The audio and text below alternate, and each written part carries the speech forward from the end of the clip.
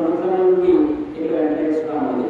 మొట్టమొదటి వెంకటేశ్వర స్వామి చుట్టుపక్కల అన్ని వెంకటేశ్వర స్వామి జరిగిన చుట్టుపక్కల గ్రామాలు వెంకటేశ్వర స్వామి వారు వచ్చారు.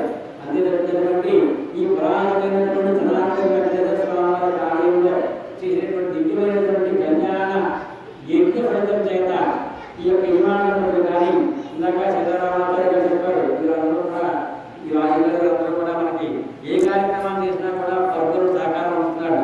అంటే భక్తులు ప్రతిదీ కూడా ప్రత్యక్షంగా వచ్చారు. అటువంటి వారు గుప్తంగా చేస్తూ ఉంటారు, ఎవరికి తెలియకుండా చేస్తూ ఉంటారు.